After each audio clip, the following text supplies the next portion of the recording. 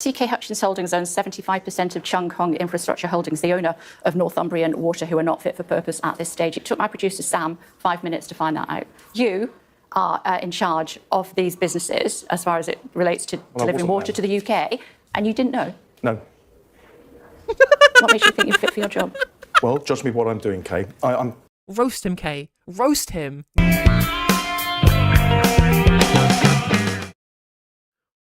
So the government are launching a commission that might ban English water companies from making a profit, the privatised water companies. Now, important to understand, this commission is not talking about the ownership of the water companies, just regulation and governance of the water companies. So if anybody's thinking this might lead to some nationalisation of this commission, you're shit out of luck, unfortunately. What I find quite interesting, though, is this quote from the article.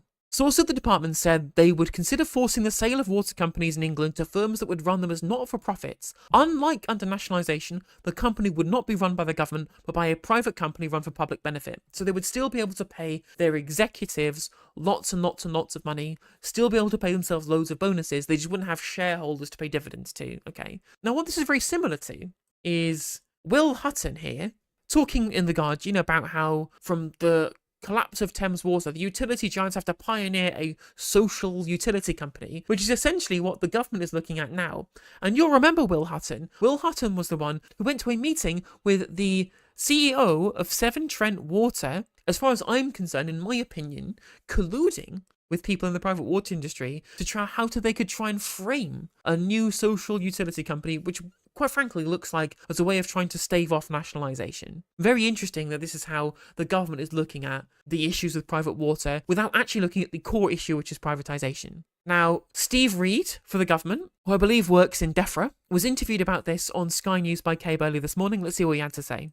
Environment Secretary's with us this morning. Hi, it's good to see you. Thanks for joining us. We use 14 billion litres of water every day. Tell us about your plans for reviewing the water sector. Well, you speak to many members of the public and they will tell you the water system is broken. And that's because people are very angry. We saw this all the way through the election campaign at the level of pollution in our rivers, lakes and seas. Last year, the highest levels ever recorded. But that isn't the only problem. We're also seeing a lack of water infrastructure now, holding back housing, house building and development and therefore economic growth. And as things stand, by the time we get to the mid-2030s, the demand for drinking water starts to outstrip supply, so we have a shortage. We cannot allow the failure that has led to this to continue. The previous... Yes, the failure of the private water companies. Again, I've said it before, I will say it again. The reason why the water industry has failed to invest, the reason why they have failed to deal with the pollution issues, the reason why they have failed to create the network capacity to be able to have additional housing being built with access to water infrastructure is because there is no incentive for them to do so. Under the private model, there is no incentive because they can always put up bills because they have a captive market as the demand is inelastic. And so is the supply, as it's a natural monopoly. It's because privatisation doesn't work. Conservative government failed to bring in the investment that was necessary, failed to properly regulate. So I've asked Sir John Cunliffe, the former Deputy Governor of the Bank of England, to lead a commission that will review, root and branch, what has gone wrong with our water sector and what we need to do to fix it. Frangos and inshallah, let's go. So that we have that robust water supply and water sector that works for customers and the environment in the decades to come. Talking about bills, some water companies want to raise bills by up to 84% by 2030. Would you allow them to do that? Well, it's absolutely eye-watering. This is a negotiation between the independent regulator and the water companies. The reason that those kind of bill rises are being proposed is because the previous Conservative government... Let's not talk about that. Let's talk about what you guys are going to do. What's really important is that some people facing bills of up to 84%, you've just suggested that...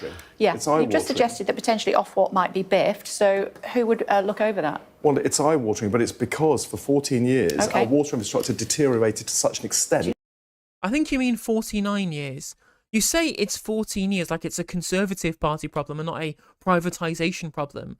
But this has been going on ever since these things were privatised in the first place. We've not had a new reservoir built since 1992.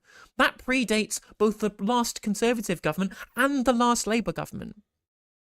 This is a failure of the system, not of the people. Again, liberal analysis here, trying to blame people rather than blame systems. It is a problem with privatisation, quite simply. You don't want to talk about what you guys are going to do? Bill rises of that level are now necessary. Let's talk about what you guys are going to do. What I'm going to But they're not necessary. He's literally admitting that the bill rises are going to be necessary because of the failures of the Conservatives. No, they're not necessary. They're used to pad the bank accounts of water company executives to pay for the debts they took on because of private ownership.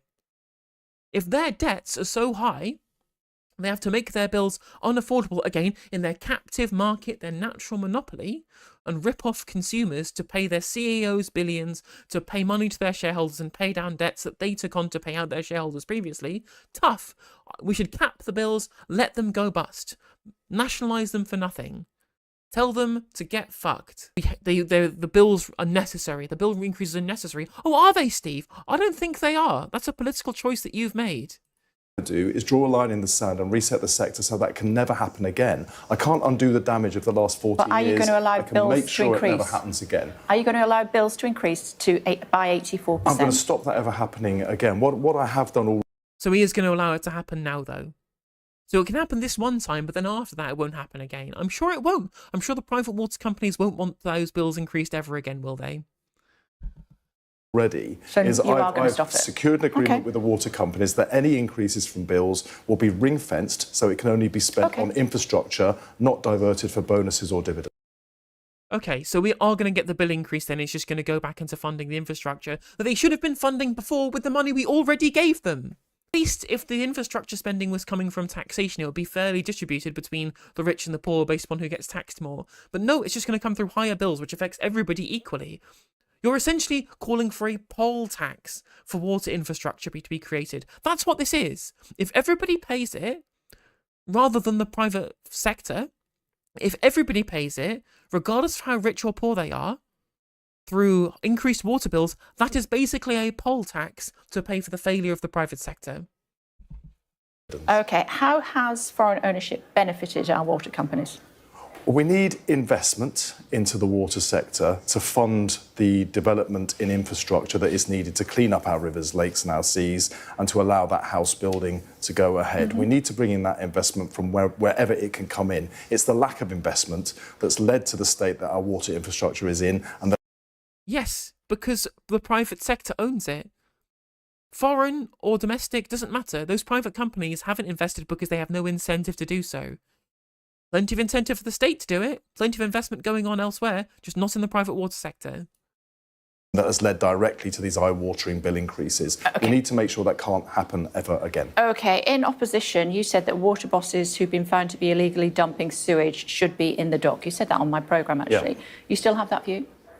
I do, and we've got a water special measures bill going through the House of Lords today that will ban the payment of unjustified bonuses to water bosses who are overseeing severe failure. And it also brings in personal criminal liability for water bosses in certain circumstances when they are not complying with the law. Now, that is important because we need tough... How about no bonuses at all by keeping them in public ownership? How about no bonuses whatsoever? Tough sanctions on water boss companies who are not doing what their customers expect. But beyond that, we also need to bring in the investment that will fund the upgrades in infrastructure that will stop the sewage getting into our rivers, lakes and seas in the first place. And that's going to have to come from higher bills for everybody, apparently. Including companies like Thames Water, Yorkshire Water and Northumbrian Water facing £168 million worth of fines by Ofwat for historic sewage spills. Well, that's right. And, you know, there need to be fines for where they're breaking the law and where they're polluting our rivers, lakes and seas. The public would expect to see that. They need to be proportionate. What I want to get to, though, is a position where there is sufficient investment in the water sector that we can stop those outflows of sewage from happening in the first place. It's the failure of investment that has led to the state that our infrastructure's in, and therefore the pollution. You know, it worries parents if they can't take their kids to the sea without fear of them catching something from contaminated water. I don't want that to be the situation again. Okay. This review will make sure that we can clean up that sector once and for all. But it's not going to do that because it's not considering nationalisation. Again, all of the systemic problems are being papered over with unironic sticking plaster politics. Like, how can we over-regulate the sector even more to deal with all of the negative externalities of these things that we could fix by changing the system itself? Again, all these layers of bureaucracy, spending on regulators, spending on quangos, spending on commissions. How about we just nationalise it? Okay. Northumbrian Water recorded 30.1 spills per overflow over the course of 2023, 280,000 hours and change in total. The chief executive, Heidi Mottram, received a bonus of £234,000 that year. Why did you take football tickets from the parent company? Well, Zing! Got him! Got him! Absolutely wrecked. Because, yeah, literally, I can't believe the government, where people who are high up in the administration have been given freebies by parent companies of polluting private water companies, don't want to nationalise them. What a surprise, chat! What a giant surprise that all of these little gifterinos come with influence into political decision making. What a surprise. I didn't. Okay. CK Hutchins Holdings owns 75% of Chung Kong Infrastructure Holdings, the owner of Northumbrian Water, and you declared £2,000 in football tickets and hospitality. Well, on that occasion, there was nobody from a water company that was involved in offering those tickets. There was nobody from a water company at that event. Well, I wouldn't have known that. They weren't present. Just an innocent donation from this corporation that gave me these tickets. I had no idea. I had no idea they had connections to the private water industry. Thing is, even if it's not like directly connected to this particular water company not being nationalised, I'm not saying that it necessarily is. It shows you who their interests lie with more broadly. Is it corporate Britain? Is it the rich? Is it the people who have financial interest in ownership of our infrastructure? Or is it the people who have to deal with the higher bills? I'm literally a communist. Because he has already said that the higher bills can happen, just not again after now, because it's necessary to invest in the infrastructure. You know, you should have known that. Well, there were no conversations about the water company during that event. So you didn't know who you were taking tickets from? Well, they're not. I didn't know that they had a relationship with a water company. That didn't arise, and nobody spoke about it. Why didn't you know? Well, it had no impact whatsoever on what happened that evening or any conversations that took place. Yeah, I'm sure it didn't. I'm sure it didn't. But again, it just shows you the kind of circles that they travel in and the freebies that they accept. Look, no one's saying necessarily that somebody went up to him and said, will you not nationalise the water companies and be soft with this if we give you these football tickets? No, but it shows you the interest and the ears that these people have from, literal parent companies of water companies. It is rabbit caught in headlights stuff at the moment, isn't it? Because it's indefensible. It's literally indefensible. A company that, I'll quote you, Northumbrian Water recorded 30.1 spills per overflow over the course of 2023. The boss, as I said, Chief Exec Heidi Mottram, got a massive bonus. You said that these sort of people should potentially be in the dock if they have been found to break the rules. You took £2,000 in tickets and hospitality for a football match from bosses linked to that company that polluted that water. Why should people in Northumbria think that you're fit for your job? Well, I certainly wouldn't have known that. And judge me by what I do. Why not? Judge me by what I do. No, that is what you did. Judge me by what I do. I'm judging by what you're doing. You're not nationalising the companies, and you're instead allowing them to get away with increasing our bills by huge amounts. This is what you did. You took tickets from a company that is one of the three companies that Ofwat say are not fit for purpose. I've introduced a bill into Parliament. It's going through Parliament now that is going to ban the payment of bonuses. This was only last December. Ban the payment of bonuses to water bosses. You knew you were going to be in power. Overseeing illegal pollution. If I was being influenced by any kind of event like that, I would not be now taking the toughest action ever. Illegal pollution is one thing. What about all of the dividends that are being paid out? What about all the failures to invest? You're saying that failure to invest is the problem. This person is in charge of a company that has failed to invest. The very thing that you say is the big problem here. And you're out here going, well, they can still pay bonuses if they don't invest. It's only if they do bad pollution that they can't have the bonuses. seen against water bosses for the payment of their bonuses or making them face criminal liability. The implications behind this are completely wrong. We are taking tough action against water companies to stop those abuses, to turn around the sector and make sure it works for customers and the environment in a way that we have not seen, frankly, for decades. CK Hutchins Holdings owns 75% of Chung Hong Infrastructure Holdings, the owner of Northumbrian Water, who are not fit for purpose at this stage. It took my producer, Sam, 5 minutes to find that out. You are in charge of these businesses as far as it relates to delivering water to the UK, and you didn't know? No. What makes you think you're fit for your job? Well, judge me what I'm doing, Kay. I'm Roast him, Kay. Roast him. Get him. You did. putting through Parliament now You took the £2,000 toughest worth of action. tickets. The implication is that I would somehow go soft on water companies. What I've actually done Yes. Yes, it is the implication, and it's true, you are going soft on water companies, because they should be nationalised. It's as simple as that.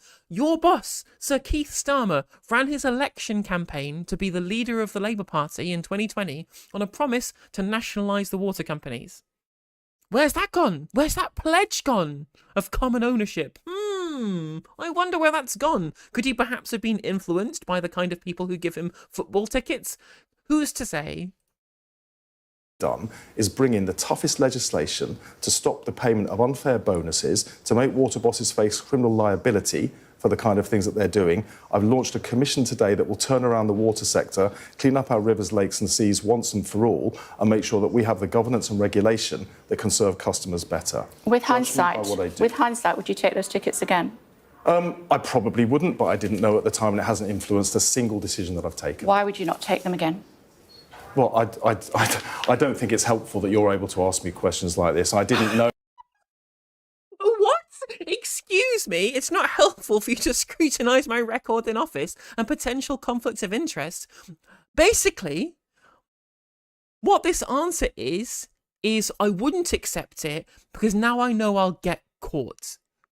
That's what his admission is that I wouldn't take it because that means that people might ask me difficult questions, not because it's a fucking conflict of interest, which is the whole point. Of course it's a conflict of interest. Oh my God. Golden. Oh, I didn't think this was going to be segment material, but you better believe this is now segment material. No, I didn't. Well, it isn't. It's, you know, the implication, Kay, is it somehow influences the decisions that I'm taking. Yes. I'm You want to demonstrating to you influence that it what hasn't questions I influenced a ask single you. thing at all. I wasn't aware there was any relationship with a water company. Water wasn't discussed even for 1 second at that event. I'm doing the best by the public, the things that we said we'd do in the general election. My intention is to reset a failing water sector so it serves customers and the environment in a way it hasn't done for decades. That was glorious. I have some reservations with Kay Burley, but my God, ever since Labour have come into government, she's really been taking these people to task. That was so funny. I mean, the fact that even the interviewer was laughing at him shows you how ridiculous it looked and sounded to members of the public as well. Like, apparently it happened to him on GMB as well. He asked explicitly about water ownership and nationalisation, and the answer was quite interesting. Now, the problems are failures of regulation and governance, not ownership. And the reason I say that is we saw in the Olympic Games the sewage that was in the River Seine in Paris. They have a state-owned water company. Scotland has a state-owned water company. They have the same problems with sewage. Well, no, actually, they don't have the same problems with sewage. The sewage problem isn't as bad in Scotland, and the bills are lower, and you don't have people like Thames Water and Southern Water taking on huge amounts of debt, and then using that to pay off shareholders, and then getting the debts to be covered by higher bills for consumers. You don't get that in Scotland. You do, however, get that in London, when you are being served by Thames Water. Like, bringing up Scotland as an example of nationalisation having the same problems as privatisation is so monumentally stupid because it's just not true. It's just not true. So it's not ownership, it's regulation and governance that we need to beef up. So Can I just establish then, if it's not ownership, why did Keir Starmer back nationalising the water industry? Well, the economy was in a very different situation then. As circumstances change, you have to change your approach. That ownership doesn't matter. Well, I just said as well, the economy is in a far worse state. Okay, so we can't nationalise it because of the economy, but it also wouldn't solve the problem anyway. No, well, the answer is then you don't think the nationalisation is correct. Just say it. Just say you think nationalisation is bad. Don't say the economy is different. Say... Because I'm literally a communist. Keir Starmer was wrong, because your point originally was that ownership isn't the problem. But clearly Keir Starmer did think that ownership was the problem back in 2020. Again, I wonder what changed his mind. Definitely no football tickets might have done that. Just saying. Today, we've got a £22 billion black hole. We can't be shoveling even more money into that black hole. We have to be plugging it. That's what my colleague Rachel Reeves will be focused on doing as we fix the foundations of the economy in the budget next week. So is the issue that we can't afford to renationalise the water industry? Well, it's not just that. I also think it will take too long. Is the issue that you don't think we should renationalise the water industry and it wouldn't actually work better? Well, I'm more interested in the purity of our water than the purity of our ideology. So what I'm going to focus on... Oh my God! I hate him! I hate him so much! Oh my God! Just, it's ideology to want to nationalise it, but it's pragmatism to say that nationalisation is bad and that we shouldn't think about ownership, we shouldn't think about governance. Only thinking about governance and not ownership and not thinking about the systemic reasons for the failure of the water industry is quite literally ideology. You are impure in your ideology because it is fucking liberal. Because you are a liberal. You believe in corporate ownership. If you cannot criticise the systemic failures that have gotten us to this position, which is a systemic failure of privatisation, then you have a shitty ideology. Is our water or our MPs more full of shite? Who fucking knows at this point? It's a difficult contest. On doing is getting the water cleaned up as quickly as possible. Which ownership is going to work for the purity of our water? And Keir Starmer used to think it was public ownership. Correct, absolutely. God, this guy's bad at his job. Imagine sending Steve Reed out on the media rounds if he performs this poorly. Jesus Christ. Although very good to see journalist impressions being done there by both Kay Burley and Susanna Reid. Susanna Reid's really gone up in my estimations very recently. She's been really good at this whole journalism thing. Much better than all of the Oxbridge-educated people who clearly haven't got a fucking clue what they're doing. Back to the whole... I mean, yeah, it's true, Commie Christian. There is nothing more ideological than saying that you are without ideology. Because, of course, everyone has ideology, because politics is pure ideology. Hey there, if you enjoyed the video, make sure that you like and leave a comment. That helps the video out in the algorithm. If you subscribe and ring the bell, it'll let you know when I go live. I stream every day on YouTube and Twitch. You can also follow all of my socials down in the description. And if you want to support me in a more financial manner, there's a join button for membership to just 99p to be a member on YouTube, as well as a Patreon, and there's some merch there as well. And hopefully I'll catch you on the next video. Take care.